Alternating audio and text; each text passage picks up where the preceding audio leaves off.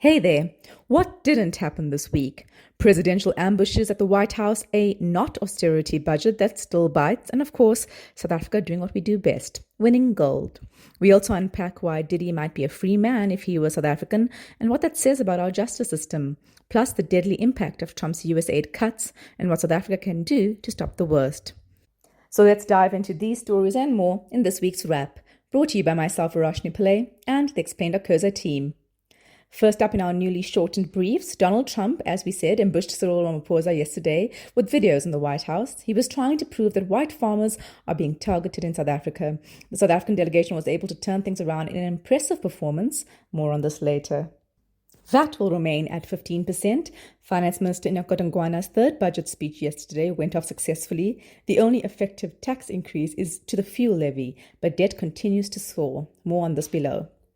Orlando Pirates made club history on Tuesday. The Bucks marked their 19th win in a single PSL season, but they remain in second position on the log. Mamelodi Sundowns have already secured this year's Premiership title, marking their 8th consecutive championship since the 2017-18 season. Former US President Joe Biden, 82, announced last week he's been diagnosed with stage 4 prostate cancer. There was an outpouring of support, but renewed scrutiny over cover-ups of his health when he attempted a second run for president last year, which proved disastrous for Democrats. The NPA confirmed on Monday that they will not prosecute anyone in the Cwecwe case. Cwecwe's mother alleged that her 8-year-old daughter had been sexually assaulted, sparking nationwide protests and a social media uproar. Authorities said there was insufficient evidence to proceed. America is experiencing its worst measles outbreak in 30 years. What began as a handful of cases in Texas in January has now surpassed 1,000 across 30 states. The Economist reports that falling vaccination rates and cuts to public health services could make the disease, which was previously eliminated, endemic in the US again. In Gaza, people are on the brink of starvation. Israel is still blocking food, fuel, and aid from reaching over 2 million people, despite pledging not to, drawing strong condemnation from Britain, France, and Canada, as well as the new Pope. Meanwhile, a South African submission won a gold medal at the UK's Chelsea Flower Show this week. The Two Oceans-inspired floral garden also received the Lawrence Medal for the best display this year at a Royal Horticultural Society show, a first for South Africa. Celebrated South African jewelry designer Jenna Clifford passed away on Tuesday. The 65-year-old was diagnosed with advanced stage cancer earlier this year. Her business, established in 1992, attracted international clients like Celine Dion. And a pro-doping sports competition is set for May 2026. The Enhanced Games encourages the use of performance-enhancing drugs and has already seen one swimmer break a world record. Critics, including the World Anti-Doping Agency, have slammed the games as dangerous, but organizers say these drugs are being used secretly anyway. Onto your meteor stories. Back to the Trump story. President Ramaphosa met with Trump in Washington yesterday, and let's just say it was more dramatic than a telenovela season finale. Trump kicked things off with a curveball. He dimmed the lights and rolled out a video montage of EFF leader Julius Malema singing Kill the Boer and White Farmer Graves, pushing a long debunked narrative of a white genocide in South Africa. Nice welcome, right? But Ramaphosa kept his cool.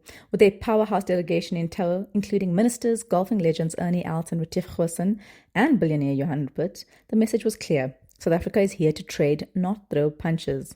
Also in the room, Elon Musk, who's been chirping about South Africa's BEE law. Ramaphosa stressed the strength of US-South Africa ties, reminded Trump that South Africa is a democracy, and pointed out that crime affects all citizens, not just white farmers. Steenhuisen, head of the DA and now Minister of Agriculture, added that most farmers wanted to stay in South Africa. Even Els got a word in, saying he loves South Africa and wants it to thrive. Rupert, ever the businessman, suggested using Musk Starlink in every police station. The real goal? Salvaging trade deals like AGOA, which Trump threatened to pull, and reviving U.S. investment. While Trump did not budge on his claim that white people are being targeted, he and Ramaphosa found common ground on wanting peace in Ukraine, though Trump did not confirm he will be attending the G20 in Joburg in the televised meeting. According to Ramaphosa, during the lunch that followed, Trump may end up attending. Also discussed at this pleasant lunch, AGOA renewal is on the table, and Musk put forward a pitch to bring Tesla to South Africa. The case against Israel was not discussed. Back home, some South Africans are unimpressed, accusing Ramaphosa of groveling. But here's the deal. Diplomacy means talking to people you don't always agree with. And if this awkward handshake stops Trump from throttling South Africa's economy, it might just be worth it.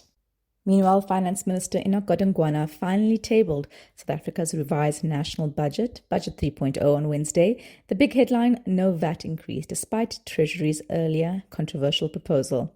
But that decision came at a cost. Godongwana said the lack of additional revenue reduced South Africa's ability to fund additional government programs and projects. So where did Treasury tighten its belt?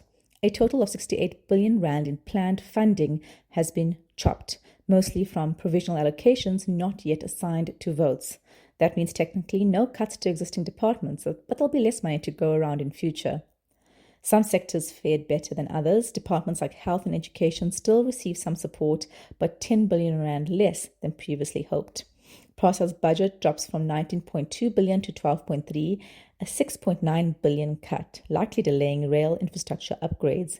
And Home Affairs, their smart ID rollout takes a hit, with funding down from 3.2 billion to 470 million rand this year and 495 million in 2026-27. Still, Godongwana insists that this is not austerity. He said it is a redistributive budget. It directs 61 cents of every rand of consolidated non-interest expenditure towards a social wage. That means things like healthcare, education, and grants. But the pot of money is down generally, with GDP growth now expected at just 1.4% in 2025. This also means our debt will climb even further. Repayments cost 1.2 billion rand a day. The debt to GDP ratio will peak at over 77% this next year. This means government will spend 22 cents in each tax rand on debt service costs. To raise revenue, the fuel levy is making a quiet comeback. From the 4th of June, petrol goes up by 16 cents a litre and diesel by 15 cents, expected to raise around 4 billion rand.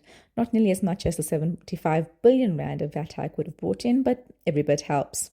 Still, Godongwana ended on a hopeful note. He said, this budget supports economic activity while raising future economic prospects, so future generations are not burdened by the decisions we make today. Read the full article on our website. In the US, rapper and mogul Sean Diddy Combs is finally facing the music. He's currently on trial for serious charges like racketeering, sex trafficking, kidnapping, and essentially the plot of a grim Netflix series. Prosecutors say he used his empire to run a criminal network complete with drugs, coercion, blackmail, and those now notorious freak-offs, drug-fueled sex parties involving victims and male sex workers, allegedly filmed without consent.